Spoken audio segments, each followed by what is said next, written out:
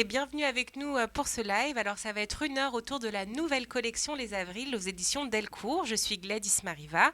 Pendant une heure, nous allons raconter l'aventure éditoriale Les Avrils, d'abord avec les deux fondatrices, Sandrine Thévenet et Lola Nicole, puis avec les trois premiers auteurs et autrices que la collection publie, Alexandra Matine, Raphaël Alix et Martin Dumont. Alors bonjour Sandrine Thévenet et Lola Nicole. Bonjour Gladys. Bonjour Gladys. Bonjour. En 2020, vous avez fondé cette maison d'édition de littérature française et francophone avec un objectif en tête, l'enthousiasme littéraire. Partagez cet enthousiasme.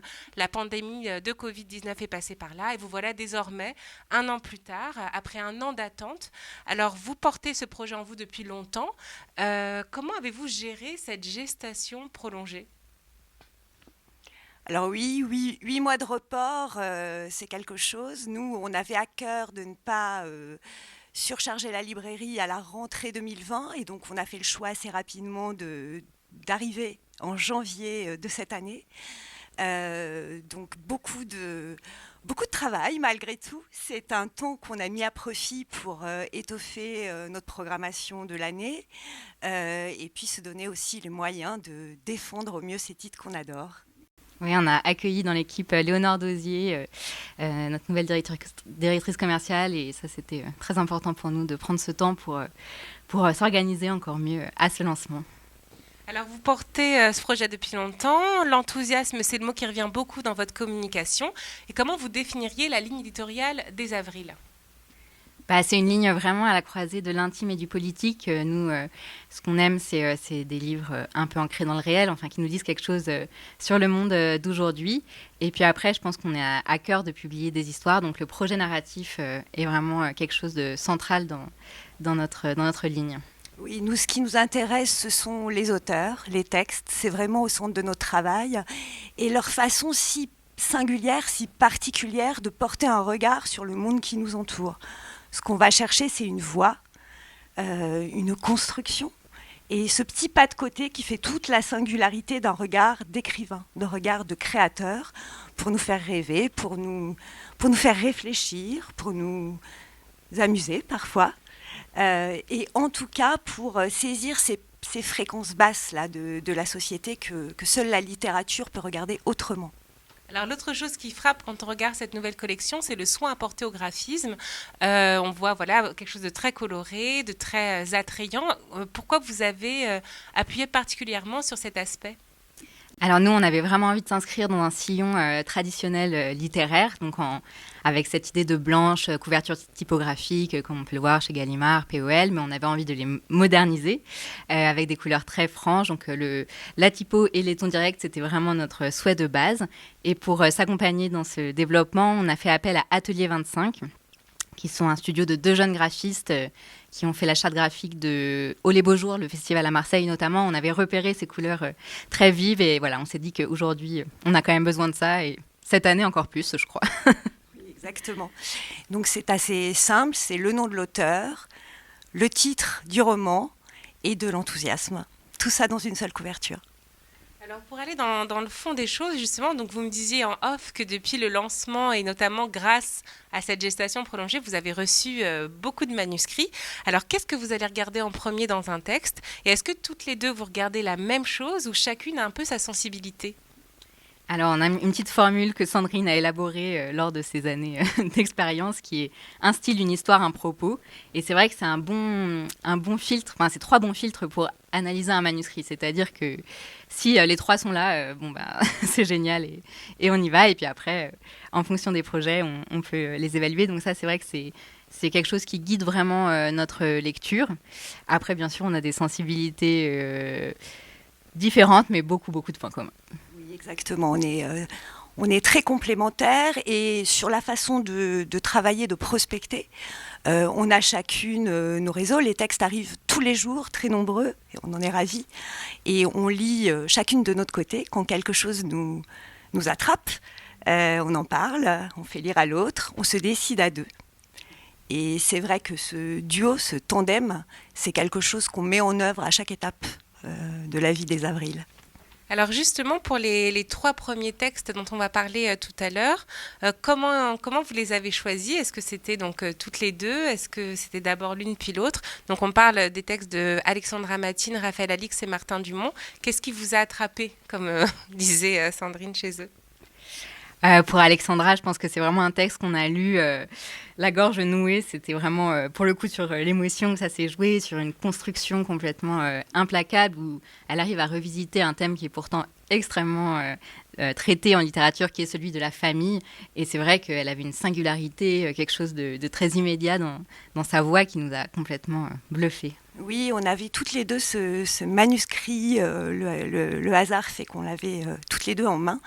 Et ce qui nous a frappé immédiatement, c'est ce sens de la construction, une écriture hyper maîtrisée pour un premier roman.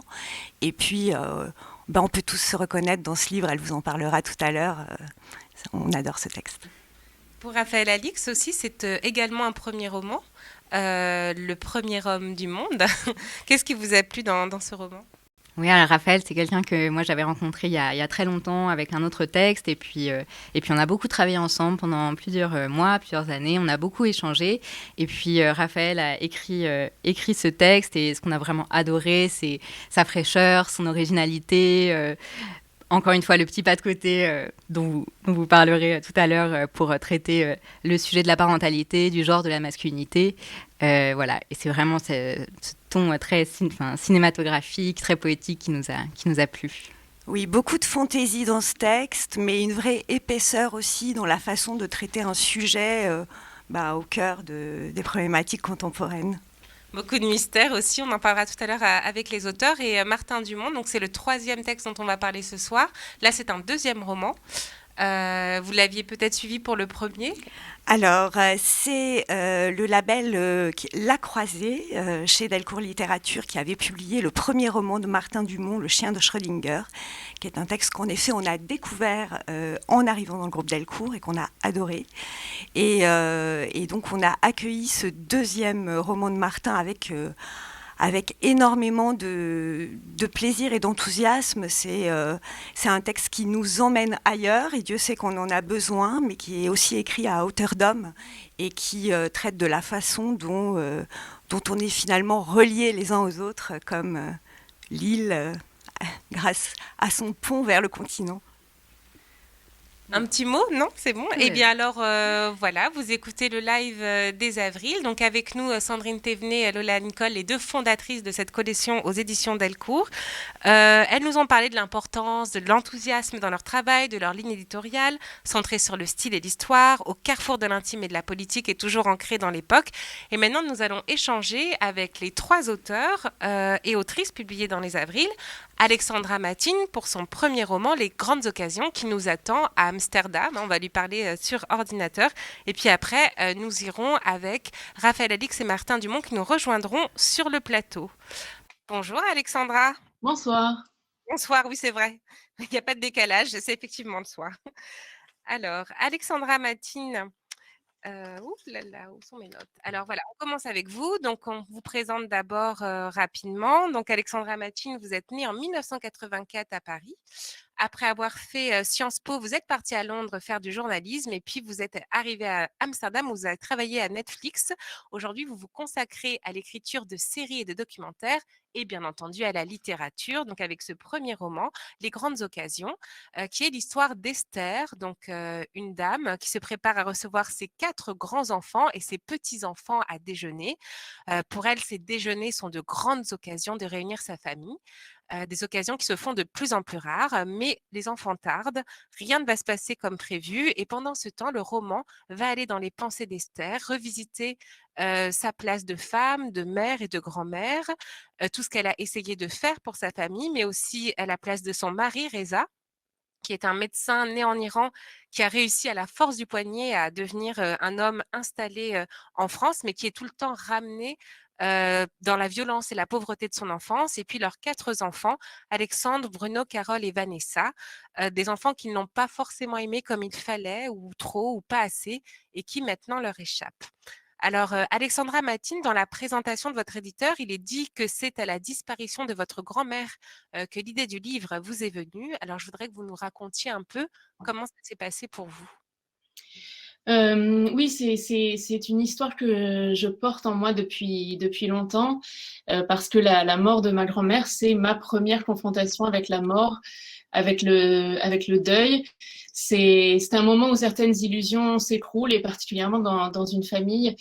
Mais c'est aussi un moment qui, bien qu'il soit très violent, c'est également un moment qui est empreint d'une certaine douceur, parce que parce que la mort peut nous apporter de nostalgie, de mélancolie, de réflexion finalement. Et c'est ce que j'ai voulu retranscrire dans le roman, c'est-à-dire c'est un moment de rupture, c'est le moment où la famille va éclater, mais c'est aussi ce moment qui précède la rupture, qui précède l'éclatement, ce moment très court qui sont des retrouvailles forcées entre les personnages et où ils vont revisiter ce qui les lie aux uns aux autres. On sait que l'issue est tragique, mais dans le roman, j'ai voulu donner à ces personnages une dernière occasion de se retrouver, de se dire peut-être les choses qui n'avaient jamais été dites.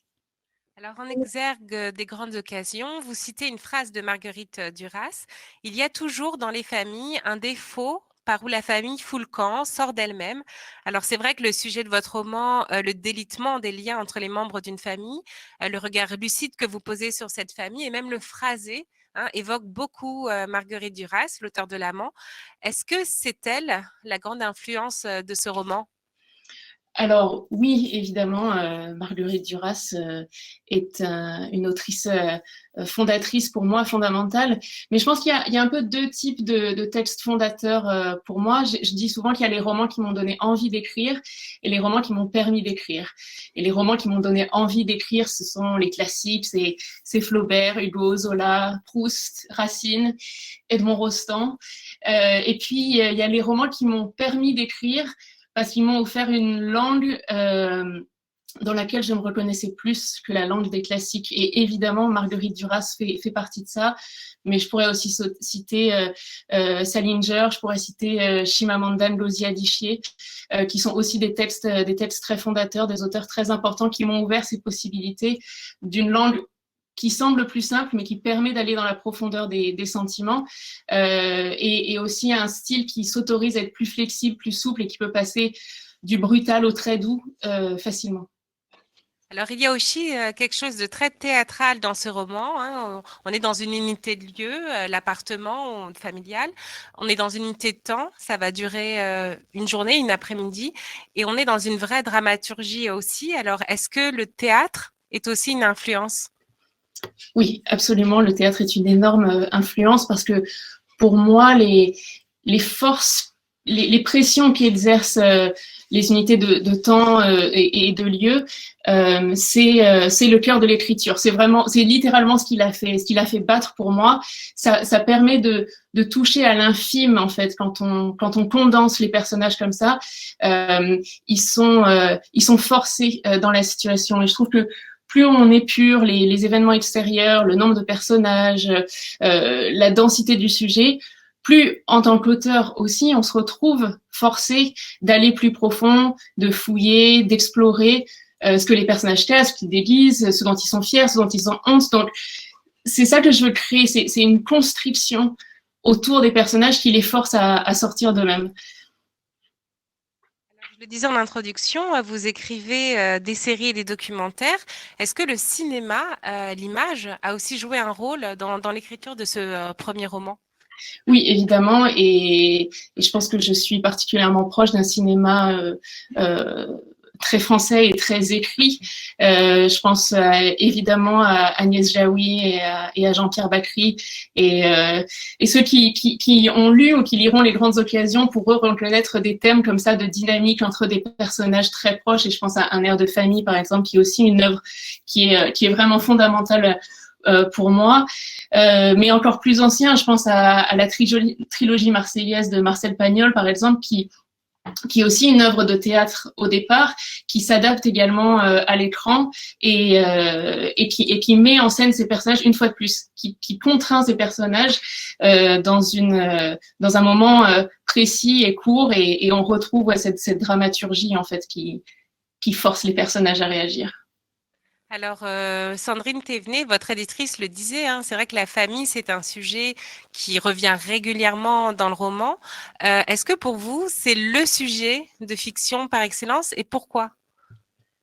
Non, je pense pas que ce soit le sujet de fiction par excellence. En revanche, je pense que explorer les liens qui nous unissent aux autres, ça, c'est le sujet de fiction par excellence. Que ce soit la famille, mais l'amitié, l'amour, même les rapports entre collègues. Enfin voilà, moi je pense que c'est ça. C'est quand la fiction aussi touche le plus à la réalité. Et c'est le but de la fiction aussi, de mieux permettre de comprendre la réalité.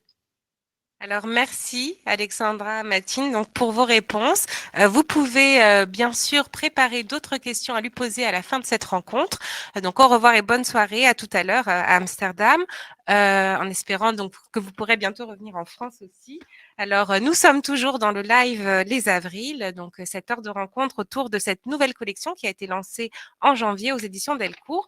On poursuit avec deux autres auteurs qui sont avec nous à Paris sur ce plateau. Martin Dumont et Raphaël Alix, bonsoir. Alors, Raphaël Alix, bonsoir. Donc, vous êtes né en 1974, vous êtes psychologue et psychanalyste à l'hôpital Sainte-Anne à Paris. Vous publiez avec Le Premier Homme du Monde, votre premier roman. C'est l'histoire de Marcus et Rose, un couple de Parisiens unis par leur passion pour le tango. Un jour, ils décident d'avoir un enfant, mais ça ne marche pas. Jusqu'à ce que Marcus constate que son ventre grossit, qu'il a des nausées, bref, il est enceinte.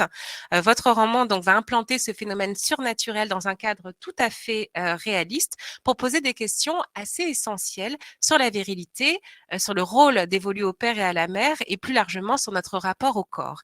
Et puis Martin Dumont, donc bonsoir, vous êtes né en 1988 à Paris. Vous êtes architecte naval, vous travaillez dans la capitale, mais vous avez aussi un autre territoire d'ancrage qui est la Bretagne, où vous avez vécu et où vous situez votre deuxième roman, Tant qu'il reste des îles. Donc avant cela, vous avez publié Le chien de Schrödinger. Mais dans votre deuxième roman, donc nous voilà sur une île en compagnie de Lenny, un jeune père séparé qui travaille sur un chantier naval. Sur cette île, il va assister avec ses voisins à la construction d'un pont qui va les relier au continent. Le pont pour les habitants de l'île, eh bien, c'est tout simplement le monstre qui va bouleverser leur quotidien. Et votre roman nous plonge au plus près de ces habitants, à l'écoute de ceux qui craignent le changement ou de ceux qui l'attendent. Et c'est aussi le portrait d'un père en crise, doublé d'une réflexion donc sur la condition de l'insularité. Alors, vos romans sont très différents, mais on peut vous poser une question commune qu'on peut poser à chaque écrivain, c'est quelle est la part de votre expérience personnelle qui vous a amené à écrire. Donc, Raphaël Alix, psychanalyste, psychologue à l'hôpital Sainte-Anne. Est-ce que quelque part dans votre travail quotidien est née une réflexion qui aboutit au premier homme du monde? Oui, oui, oui, certainement, pour plusieurs raisons. D'abord, par rapport au personnage que j'essaye d'imaginer, je dirais qu'il y a des liens de proximité par rapport aux personnes que je suis amené à rencontrer dans mon travail, pour lesquelles j'ai une empathie certaine. Et puis, pour ce qui touche à la question du corps aussi, qui est centrale. Alors ça, on s'en aperçoit aussi quand on travaille en tant que psy. Hein, on se rend compte que le rapport qu'on a au corps est vraiment essentiel dans la construction de l'identité, la construction de la féminité, de la masculinité. Et puis c'est aussi intéressant de voir comment les gens occupent leur corps, qu'est-ce qu'ils peuvent être amenés à faire subir à leur corps, hein, comment ils le traitent. Et puis peut-être pour finir, je peux, sous forme d'anecdote, vous dire que parfois dans les services de psychiatrie, on peut avoir des gens qui se retrouvent là hospitalisés et qui sont persuadés qu'il y a quelqu'un à l'intérieur de leur corps, un petit locataire, hein, qui peuvent penser qu'ils sont enceintes alors qu'ils ne le sont pas, évidemment. Hein. Alors, Martin Dumont, pour vous, c'est peut-être la Bretagne et votre affection pour les îles de manière générale qui vous a donné envie d'écrire ou alors complètement autre chose pour ce roman? Non, c'est sûr que mon amour pour la Bretagne, la mer et puis toutes les occasions que j'ai eues d'aller sur ces îles bretonnes, Groix, Belle-Île, Ouessant même, m'ont donné envie de parler de tout ça. Et J'ai parlé d'une île imaginaire, mais je pense que l'amour de la mer, les îles et l'expérience de l'île de Ré aussi, avec la construction du pont dans les années 80, on nourrit vraiment le texte et la réflexion autour de cette construction de pont vers l'île. Alors, Raphaël Alix, donc on l'a dit, votre roman imagine donc un homme qui tombe enceinte, et puis donc cette grossesse est accueillie d'ailleurs avec finalement beaucoup de calme et de voilà de rationalité et de bon, il va falloir s'organiser par l'entourage de cet homme. Et finalement, le roman glisse vers une réflexion sur la virilité et la place dévolue au père pendant la grossesse, avec des choses qui viennent comme ça nourrir le débat actuel qu'on peut avoir sur justement la parentalité. Est-ce que vous saviez dès le départ que vous vouliez aller vers ça, ou c'est vraiment en écrivant ce Marcus et Rose que c'est arrivé? Je dirais que ça s'est développé en écrivant. Moi, je suis parti d'abord sur l'idée du récit, de la fiction, hein, parce que c'est ça qui compte pour moi, c'est ça qui prime. Donc j'ai trouvé l'idée, je crois, la première fois quand j'ai vu ces gens danser sur les bords de Seine, un peu comme j'essaye de le décrire dans le roman, où à Paris, quand les beaux jours arrivent, il y a ces amphithéâtres près de Jussieu où des personnes viennent, s'installent et se mettent à danser, le tango et d'autres danses. J'ai trouvé que c'était très beau, très romanesque, donc c'était un peu l'idée de départ. Et puis après, utiliser le tango, c'était choisir le tango, que les personnages soient des danseurs de tango, c'était aussi renvoyer à l'idée que la danse, d'une façon générale, peut-être le tango plus particulièrement, est une sorte de parabole de l'assignation de genre, c'est-à-dire qu'il s'agit, quand on danse le tango, de tenir son rôle, hein. L'homme doit mener la danse et la femme doit se laisser entraîner dans le sillage de l'homme. Donc là, voilà, en choisissant ce contexte-là, j'ai commencé un peu plus à creuser la question. Et puis, peut-être pour finir, c'est devenu encore plus concret et ça a un peu plus alimenté mon travail. C'est quand ma compagne est tombée enceinte pour de bon. Et là, du coup, et pas moi, voilà. Et du coup, elle n'avait pas un seul enfant, mais 2 enfants dans le ventre, puisqu'on a eu des jumeaux. Et donc là, j'étais aux premières loges. Et ça a aussi alimenté pas mal la réflexion sur qu'est-ce qui. Voilà, l'idée est venue vraiment là s'installer et puis la réflexion s'est construite hein, sur qu'est-ce qui se passerait si un jour c'était un homme voilà, qui tombait enceint. Hein, qu'est-ce que ça produirait comme bouleversement pour lui, pour sa compagne, au niveau du rapport à la masculinité, du rapport à la féminité, puis qu'est-ce que ça produirait au niveau de la société aussi, hein, ça pourrait bousculer les choses probablement. Alors pour vous, Martin Dumont, dans Tant qu'il reste des îles, c'est vrai que j'ai parlé du personnage de Lenny, qui est donc le personnage principal, hein. Ce père donc qui construit des bateaux, qui a un père séparé hein, de sa compagne, donc il voit sa petite fille qu'un week-end sur deux. Mais finalement, il m'a semblé qu'un autre personnage central, c'était Chloé. Donc Chloé, qui est la journaliste qui descend de Paris pour faire un reportage donc, sur la construction du pont, et qui va regarder, observer les Iliens tandis qu'ils expérimentent cette transformation de leur cadre. Et tout se passe un peu comme si votre regard, le regard du romancier, était celui de Chloé, c'est-à-dire que vous allez à hauteur d'homme comme ça, sans jugement d'ailleurs, photographier. C'est d'ailleurs dit dans le roman, la fin d'une époque. On regarde la fin de notre île avec la construction de ce pont. Alors, c'est tout à fait ça. C'est-à-dire que j'avais vraiment cette volonté de pas prendre parti. J'avais posé cette question de voilà, qu'est-ce qu'une île et qu'est-ce qui se passe si on met un pont? Et j'avais vraiment envie d'utiliser mes personnages, les différents personnages, donc Chloé, Lenny et d'autres, pour voilà, pour développer mes différentes interrogations vis-à-vis de ça, les différents points de vue qu'on peut avoir, les différentes problématiques. Et Chloé, effectivement, de par son regard extérieur, elle a un regard assez neutre sur la situation et elle observe ce monde qu'elle connaît pas. Et même si c'est un monde que je connais, Moi-même, c'est un petit peu cette posture que j'avais, et puis d'essayer de creuser chacun des personnages. Et puis, je pense que effectivement, il y a vraiment un parallèle Lénie, Chloé, puisque ce qui me plaisait, c'était le parallèle humain, il pont, de creuser ce point-là. Et vraiment, Lénie, je le voulais, je le voulais il, quelque part.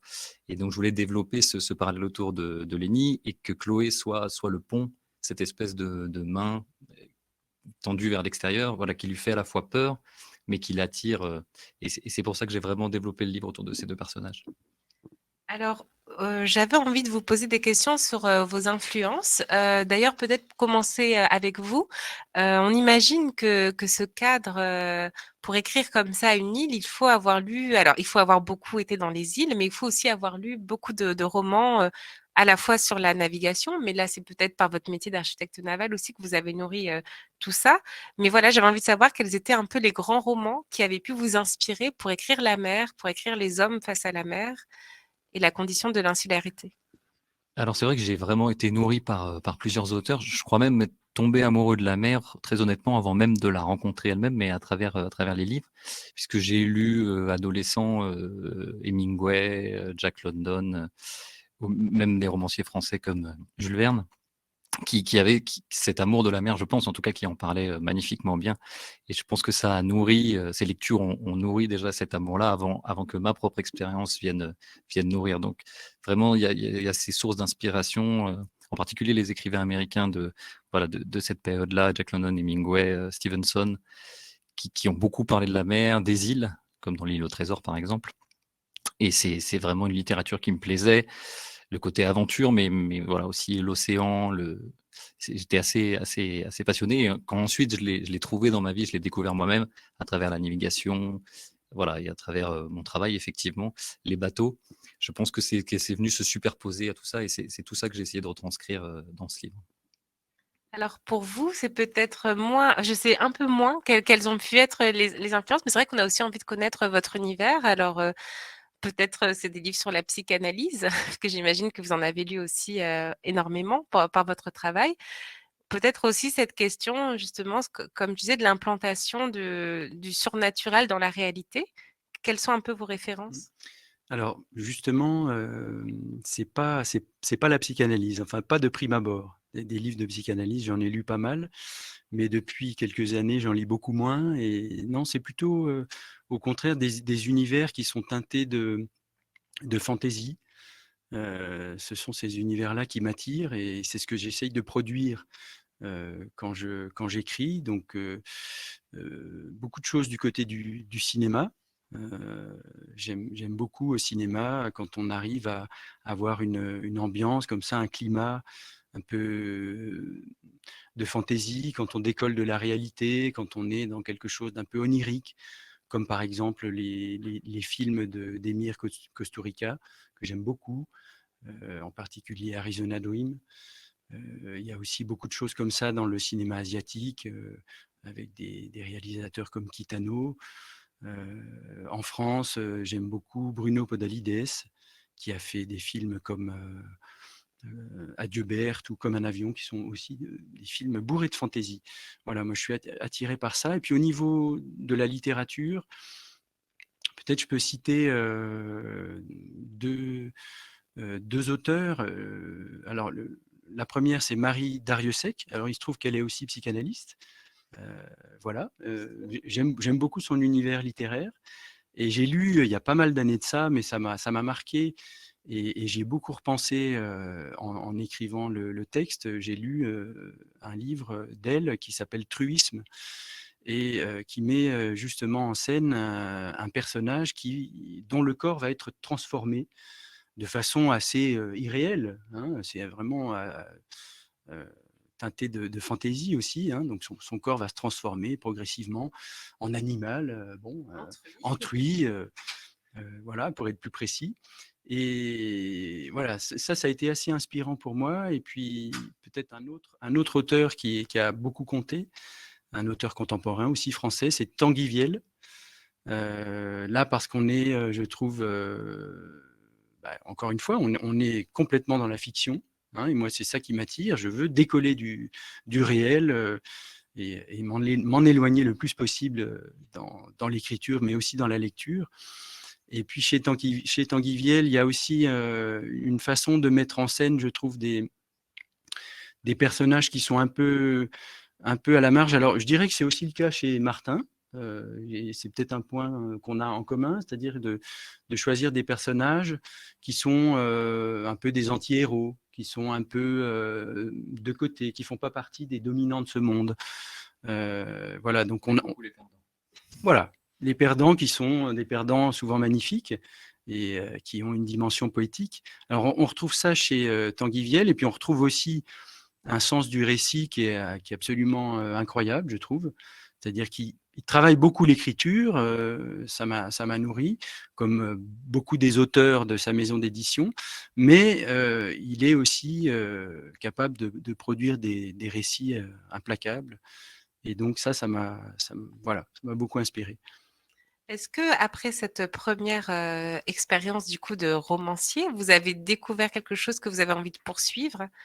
Est-ce que vous avez envie d'écrire plutôt des essais? Voilà, est-ce que là, vous venez de libérer quelque chose qui va continuer?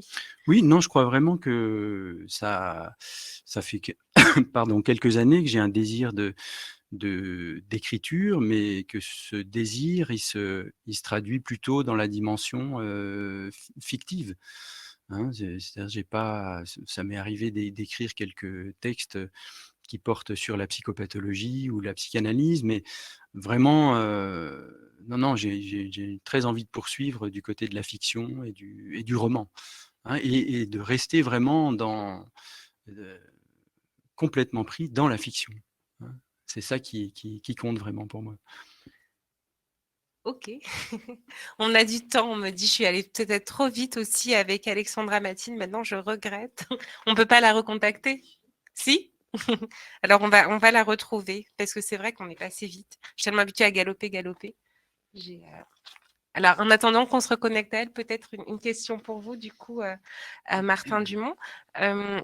Justement, votre livre donc montre une écriture qui est très ancrée, enfin qui est très assez réaliste. Donc, j'ai parlé comme ça de reportage. Cependant, il y a plusieurs fois quelque chose de très poétique dans les réflexions qu'ont des personnages. D'ailleurs, pas forcément des personnages à qui on aurait donné une âme poète, mais qui ont comme ça parfois des fulgurances. Est-ce que ça vous est venu alors il y a beaucoup de scènes qui se passent dans un bar notamment, ce qui nous rend extrêmement nostalgiques en ce moment. Est-ce que vous-même justement pour capturer toutes ces petites phrases, ces différentes manières de parler, on sent même peut-être même des accents, on pourrait parler d'accents, vous avez passé beaucoup de temps dans un café, dans un bistrot pour écrire? Alors, j'ai passé beaucoup de temps dans les bars, c'est sûr, pas forcément pour écrire. Moi, je recherche beaucoup, et là, je pense que c'est peut-être une petite différence qu'on a, encore que je sais pas exactement, mais effectivement, que ce soit très réel, très concret. Alors, de la fiction toujours, moi aussi, je suis très attaché à la fiction. Mais voilà, je crois qu'on ne peut pas me faire un plus beau compliment qu'en me disant que ça sonne juste. Et donc, je cherche à creuser mes personnages et que ce soit très réel, très concret, que ça semble vrai. Et je ne sais pas si c'est dans les bars, mais en tout cas, je trouve qu'on gagne beaucoup. En tout cas, moi, je puise beaucoup simplement en écoutant les gens. Et en fait, tous les gens ont beaucoup de choses à dire, une façon de parler, une façon de s'exprimer. Les gens disent vraiment des choses très, très belles et il n'y a pas à aller chercher très loin, inventer beaucoup pour les retranscrire d'une manière ou d'une autre. Et chaque personnage que j'essaie de développer a sa propre poésie, je trouve, dans sa façon de parler, dans sa personnalité, et elle s'exprime d'une manière ou d'une autre, que ce soit par les mots ou par les actes ou voilà, par les colères, les sentiments qu'ils peuvent développer. Et ça, je trouve que dans chaque personnage, même moins important dans un roman, on peut aller chercher cette dimension-là et c'est vraiment intéressant. C'est quelque chose qui me plaît. Alors, est-ce qu'on peut poser des questions maintenant à Alexandra? Oui? Alors, ah oui, voilà, vous vous voyez en tout petit. Alors, oui, je me demandais, par rapport au personnage d'Esther, donc qui est vraiment le personnage principal, donc des grandes occasions, hein, cette femme qui s'attend à recevoir cette famille, elle est à la fois extrêmement tragique, peut-être même un peu pathétique dans son attente et son désir d'amour, dans le rêve qu'elle se fait de ce que pourrait être une famille. Et en même temps, en allant dans son passé, vous montrez qu'elle a été autre chose avant d'être une mère et une grand-mère et de vouloir s'accrocher à ça, une femme libre, une femme qui fuyait le domicile qu'elle occupait avec son mari pour essayer d'être elle-même, de se réaliser seule. Et puis peut-être aussi, elle a connu d'autres choses, hein, sans forcément tout dévoiler, mais d'autres moments de liberté, même une fois mariée. Qu'est-ce que vous essayez de dire à travers cette femme? Est-ce que c'est justement, une réflexion sur, le rôle aussi, qu'on nous impose, enfin le poids de ces attentes sur la mère parfaite et comment, ça nous contraint à être ce qu'on n'est pas forcément? Oui, je pense que évidemment, il y a une réflexion sur les injonctions, sur ce qu'elle s'impose elle-même, mais aussi sur ce qui est attendu d'elle, et particulièrement parce que c'est une femme d'une autre époque, hein, qui est née à un autre moment, qui vivait sans doute dans une société encore moins libre que celle que nous avons aujourd'hui en France ou en Europe. Il y a une réflexion là-dessus, mais comme vous l'avez dit, c'est aussi un personnage tragique, pathétique à certains moments, mais aussi tragique. Donc c'est aussi une figure de la complexité des sentiments, parce que je pense que fondamentalement, Esther est un personnage qui n'a pas su se déparer de ses illusions, de ce qu'elle avait bâti en elle, qui s'attache beaucoup au passé, qui a du mal à passer à autre chose aussi.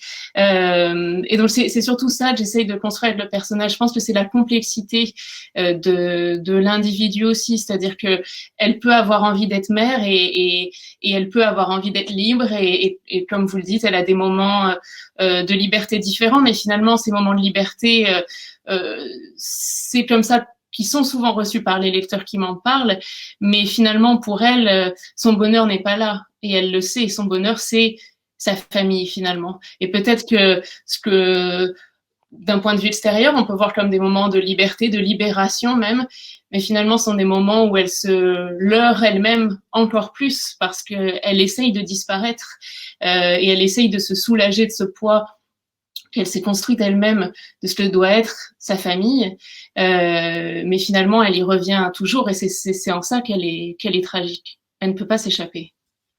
L'autre chose que vous soulignez à travers les relations, donc entre Esther, son mari, entre les parents et leurs enfants, c'est que l'amour, dans une famille ne va pas de soi.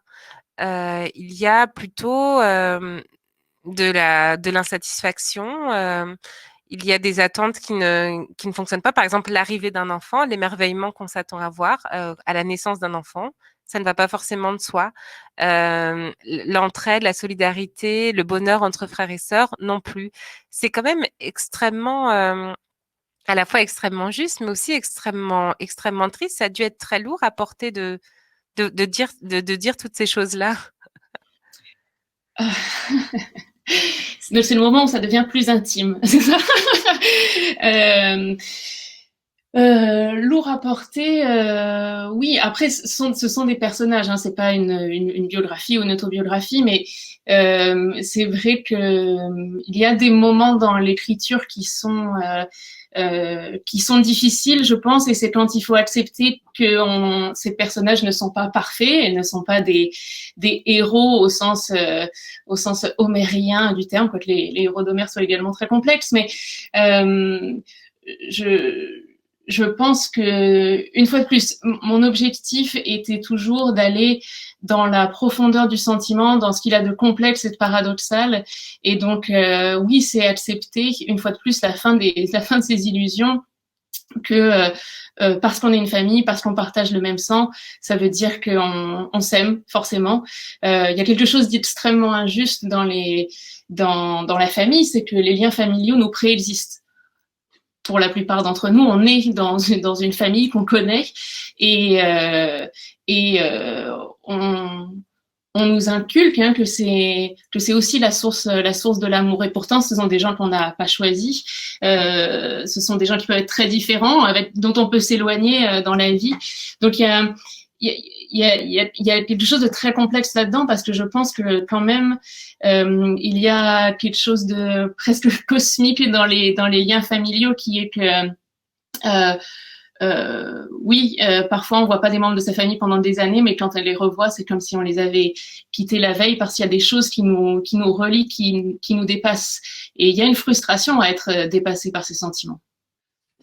C'est ce Alors, que les je posais la personnages. question pardon. Je posais la question tout à l'heure à Raphaël, Alix, qui a écrit son 1er roman. Donc vous aussi, c'est votre premier roman.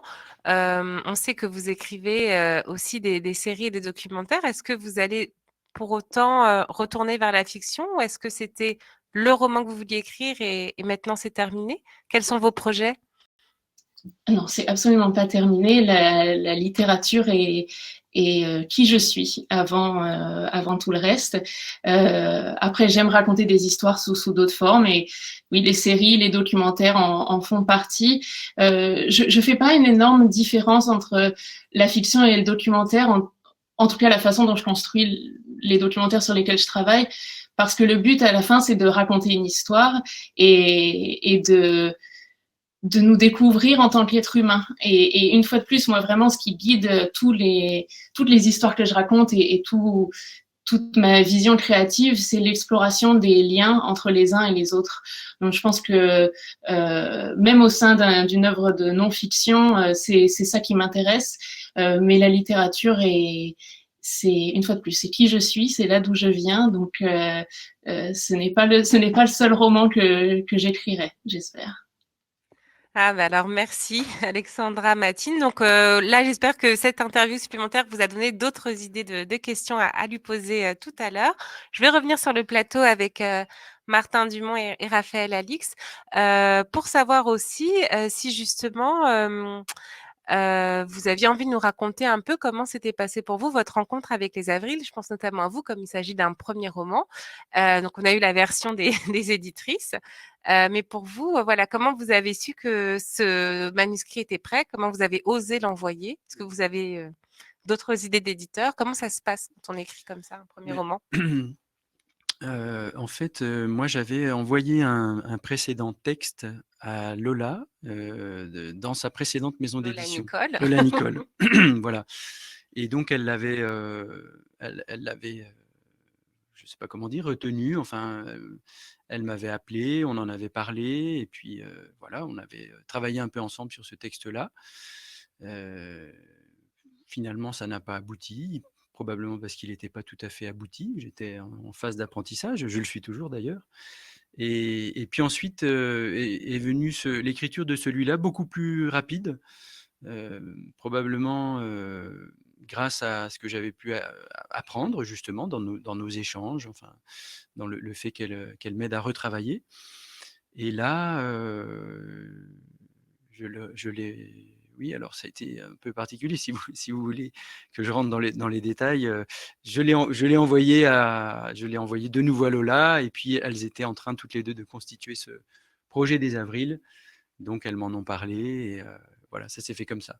Lola a fait lire à Sandrine, et puis les choses se sont faites assez rapidement. D'accord. Pour vous, du coup, j'ai cru comprendre qu'il y a eu un passage entre la Croisée et les Avrils, mais ça change pas grand-chose en fait, ces histoires de collection.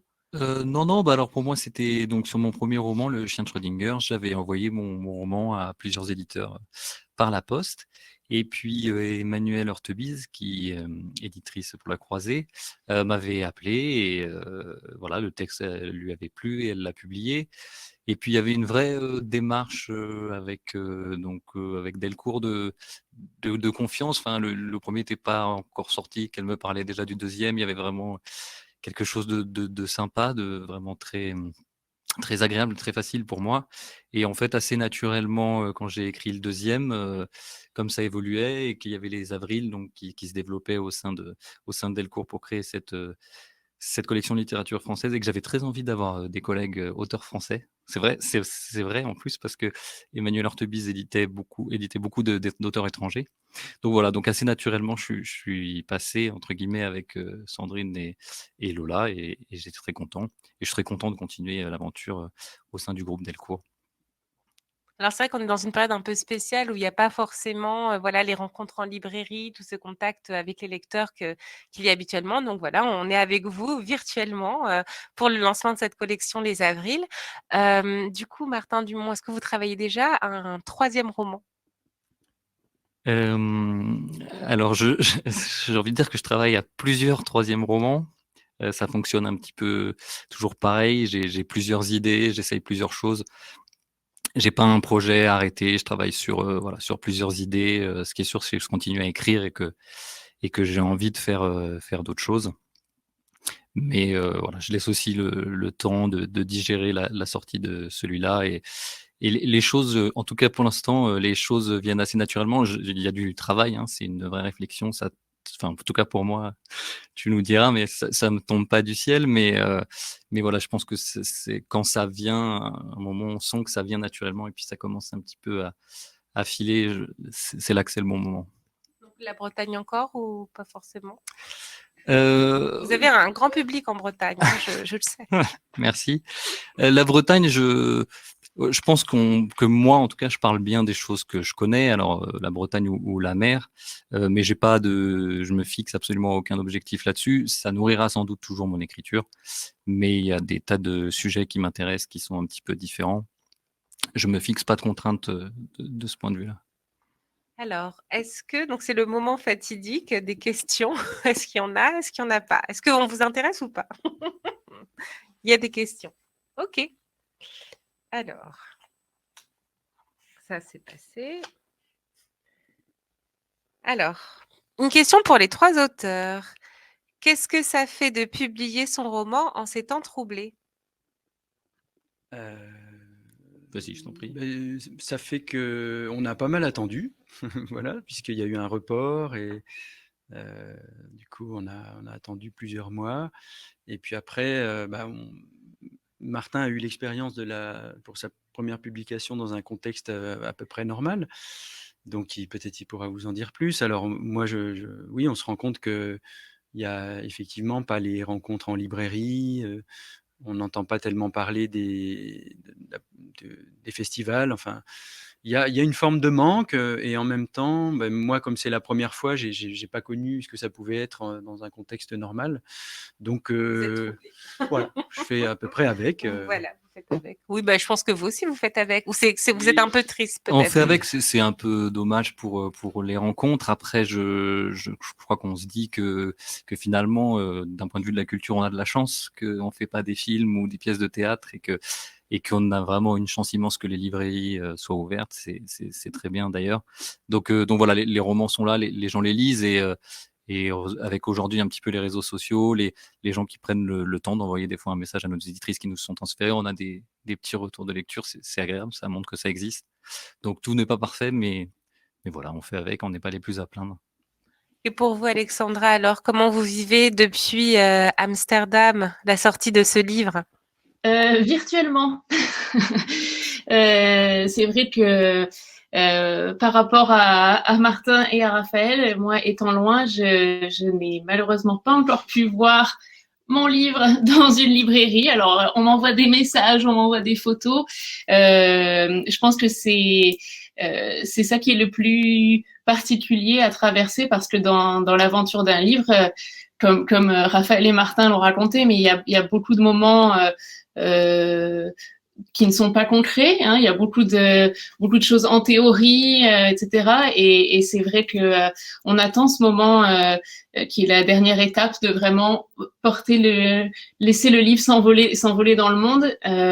C'est vrai que moi je l'ai vécu d'une autre façon, dont je me souviendrai. Mais comme dit Martin, on n'est pas les plus à plaindre et finalement dans cette année difficile où on a attendu que les avrils puissent se lancer officiellement, et ben finalement, c'est la plus belle nouvelle de l'année qu'on ait pu le faire. Alors justement, il y a une question d'un téléspectateur, je ne sais pas comment on dit pour vous, mais c'est pas vraiment ça, d'un internaute, ça fait un peu vieillot. Donc pour Alexandra Matine, avez-vous échangé avec votre famille depuis la parution du livre? Oui, alors mes parents, ma sœur avaient lu le manuscrit avant même qu'il soit envoyé. Mais à part ça, non, j'ai pas particulièrement échangé avec ma famille. Il y a des membres de la famille dont je suis éloignée. Je sais pas s'ils l'ont lu ou pas. Et si c'est le cas, je sais pas s'ils me feront signe. C'est une conclusion qui va bien pour les grandes occasions.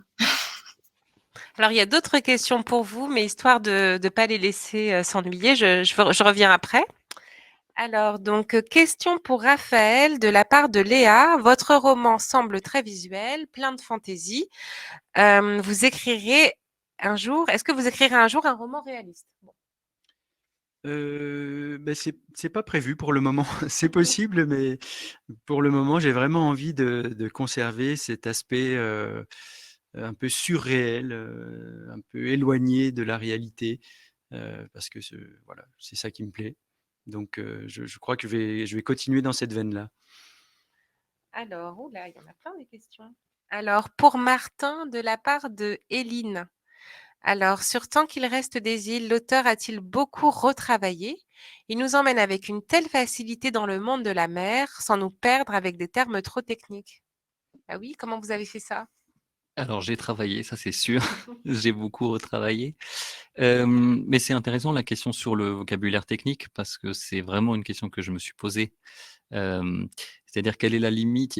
C'est effectivement un vocabulaire qui permet, et moi j'aime beaucoup dans les livres, apprendre des choses et puis même parfois on connaît pas un terme, mais c'est pas grave, ça participe à créer l'univers et en même temps il faut pas que ce soit, voilà, un dictionnaire de la voile ou donc effectivement, j'ai beaucoup travaillé. Alors c'est moi qui l'écris, mais mes livres, en tout cas, c'est quand même pas des œuvres complètement individuelles, dans le sens où j'ai été relu, aidé par mes éditrices et aussi par d'autres gens autour de moi. Ça participe à trouver le bon équilibre. Voilà, donc j'ai mis ce que je connaissais de la mer et des bateaux, et j'ai effectivement travaillé pour trouver la limite, pour créer un univers sans noyer le lecteur sous des termes trop techniques. Alors, autre question pour vous de Pierre. Pourquoi vos héros sont masculins et toujours pudiques? Il y a aussi Chloé qui est un grand personnage dans ce roman, mais c'est vrai, pourquoi? Alors pourquoi ils sont masculins? Je sais pas, c'est peut-être une question un petit peu de facilité, mais c'est quelque chose qui m'intéresse beaucoup. Je me suis quand même posé la question. J'aimerais beaucoup, beaucoup écrire un roman avec un personnage féminin à la première personne, ou pas, mais très fort et qui soit le personnage principal. Il se trouve que là, dans les 2 romans, c'est un personnage masculin. Pourquoi pudique? Je crois que c'est un trait de caractère que j'aime bien chez les gens. Je sais pas si j'aurais dit pudique, mais je trouve dans la pudeur, il y a une forme de dignité. Dignité, c'est vraiment un mot que j'aime beaucoup et voilà, j'aime bien les personnages, où tout passe pas par les mots, par la voix, mais aussi par le comportement. Hem, je sais pas si je m'y identifie, je crois pas, mais je trouve que voilà, ils ont on peut leur faire et dire des choses, assez puissantes, assez poétiques. J'aime beaucoup ce type de personnage et moi, j'ai été très influencé par, un écrivain qui s'appelle Sorche Chalandon, que j'aime énormément et qui a fait j'ai vraiment, je pense, tiré ça de lui. Ces personnages, très pudiques, dans des livres comme Mon Traître ou, et très dignes. J'aime beaucoup ce type de personnage. Alors, d'autres excellentes questions. Donc, pour Alexandra maintenant. Donc, une question de Estelle Sarah. Il me semble que le format narratif de la série télé, ses contraintes et ses mécanismes pour capter l'attention influencent de plus en plus la littérature. Est-ce que c'est votre cas? Non, je dirais que dans mon cas, c'est l'inverse, ou en tout cas, je te laisse récupérer tes écouteurs. Non, je dirais que dans mon cas, c'est l'inverse. Si j'ai bien compris la question, elle demande si c'est la série qui influence la littérature. Moi, j'essaye que ce soit l'inverse justement et qu'on retrouve qu'on trouve dans la série des schémas narratifs qui sont denses, qui sont complexes, qui sont dramatiques, théâtraux. Et je pense que les séries qui me touchent le plus sont celles qui sont finalement très littéraires et où le texte est travaillé, où les scènes sont profondes et qui du coup aussi peuvent être portées par des acteurs puissants et des actrices puissantes. Alors, autre question pour vous de la part de Suzanne. Combien de temps ça vous a mis pour écrire Les Grandes Occasions? 3 semaines. Non, c'est vrai. 3 semaines, mais c'était une histoire que je portais en moi, comme je l'ai dit. C'était une histoire comme décrivait Martin, hein, mais il y a quelque chose qui bouillonne en soi et puis à un moment ça sort, ça jaillit littéralement. Je crois que j'avais dit à Lola que j'avais écrit ce texte en apnée et c'est ça que j'ai ressenti. 3 semaines, c'est mon record d'apnée.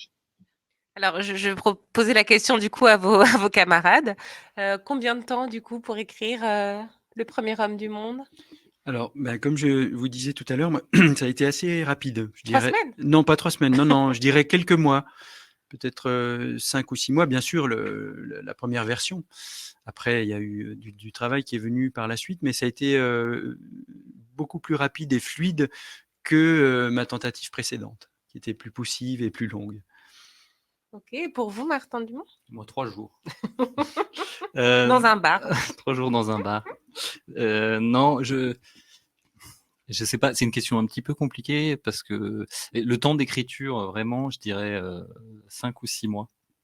Mais il faudrait compter tout le temps avant où j'essayais d'écrire quelque chose qui parlait du Nil et où ça donnait des histoires nulles.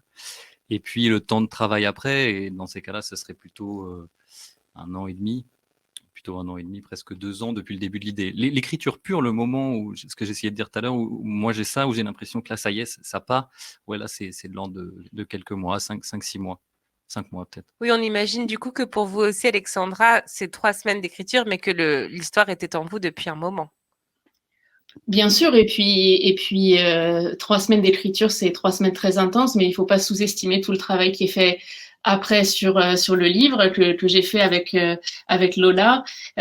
Tout ça, c'est encore du travail sur le texte. Donc oui, quand je dis 3 semaines, c'est 3 semaines d'écriture à ne faire que ça, mais c'est aussi voilà, moi c'est comme ça aussi que je crée, c'est-à-dire que les choses monte très très doucement en moi, dans ma tête, et puis il y a un moment où qui est entièrement dédié à la concrétisation de toutes ces pensées. Vraiment le moment où on met le crayon sur la page. Merci. On vous retrouve tout à l'heure. Alors, pour Raphaël, de la part de Laurent, quelle masculinité pour demain? Vous avez 5 Bon, secondes. ça, c'est une vaste question, mais C'est une très bonne question. c'est une très bonne question. Je dirais que la masculinité de demain, peut-être elle sera multiple, plurielle, et ça sera quelque chose oui, c'est quelque chose qui reste à construire, qui permettra aux hommes de se décramponner un peu de leurs vieux repères virils et voilà, identificatoires, ce qui n'est pas facile pour les hommes. Hein, c'est quelque chose qui est, et je suis le premier concerné, c'est assez angoissant d'essayer de se décoller un peu de ces repères virils pour imaginer d'autres façons de fonctionner, pour introduire un peu de féminité, pourquoi pas. Enfin, que chacun soit libre. Je pense que c'est ça la masculinité de demain, c'est que les hommes soient un peu plus libres de construire leur masculinité sans que ça passe forcément par les repères habituels. Alors, une question de Marie-Claire pour Martin. Y aura-t-il une parenté y aurait-il une parenté avec Naissance d'un pont de Maëlys de Kerangal ou est-ce pur hasard? Vous l'avez lu? Alors je l'ai lu, donc dire pur hasard, ce serait un peu un peu gonflé. Non, je crois pas y avoir pensé quand j'écrivais. Ce qui est sûr, c'est que je me suis dit que ça ferait un super titre, mais que c'était déjà pris par un super roman. Et ça m'a beaucoup frustré. Hein. J'avais beau chercher des titres, je trouvais pas, je trouvais pas. Non, non, je l'ai lu, j'ai beaucoup aimé, mais mais voilà, c'est aussi très différent. C'est un roman, si je me souviens bien, un peu choral, enfin qui raconte en tout cas plusieurs histoires, et puis qui décrit vraiment le fonctionnement. Moi, le pont et l'île, il m'intéressait énormément en termes de symboles. Énormément. C'était vraiment ça que je voulais faire. Alors, je me rends bien compte que j'ai aussi écrit un roman sur la mer et les bateaux et que ça touche beaucoup les gens. Mais le symbole, le fait qu'on soit tous quelque part un peu une île, certains plus que d'autres, et que les autres soient les ponts, ça me plaisait vraiment beaucoup. Alors, une question pour les 3 auteurs de la part de Céline. Le fait que vous soyez édité par une nouvelle maison d'édition change-t-il les rapports avec vos éditrices? Alors, peut-être on va commencer par Alexandra Matine. Alors, c'est ma seule maison d'édition, donc j'ai pas énormément de points de comparaison. En revanche, moi, ce que j'ai tout de suite aimé quand j'ai rencontré Lola, c'est l'énergie qu'elle dégageait, que j'ai ressenti aussi quand j'ai rencontré Sandrine.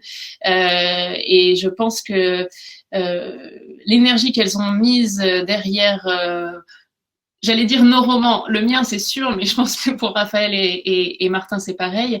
L'énergie qu'elles ont mis derrière venait du fait qu'elles étaient en train elles-mêmes de créer quelque chose. Donc on était tous en train de créer, je pense, et ça a apporté un enthousiasme, pour reprendre leurs mots, absolument phénoménal. Et c'est vrai que ça, personnellement, ça m'a emporté. Est-ce que vous avez un petit mot à dire sur cette question? Est-ce que vous pensez que le fait que c'était une nouvelle maison d'édition, ça a changé quelque chose? Oui, ça donne clairement l'impression que c'est différent par rapport à ce qu'essaie de créer comme ambiance Sandrine Thévenet et Lola Nicole. C'est-à-dire on a parfois l'impression un peu d'être dans une sorte de collectif. C'est peut-être un peu fort de dire ça, mais enfin, il y a une certaine solidarité entre les uns et les autres. On se connaît, on passe des soirées ensemble parfois. Et voilà, ça c'est une dimension. Je ne connais pas les autres maisons d'édition, mais j'ai quand même l'impression que c'est peut-être singulier et propre aux Avrils. Et pour vous, Martin Dumont? Alors, moi, j'ai pas d'expérience d'autres maisons plus historiques ou traditionnelles.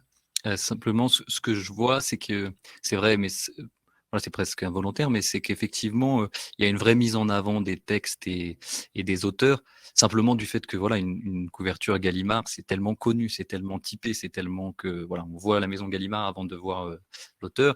Et là, d'être dans une maison qui se lance, et d'ailleurs, ça se voit sur les couvertures, il y a voilà, le titre, le nom de l'auteur qui prennent beaucoup de place.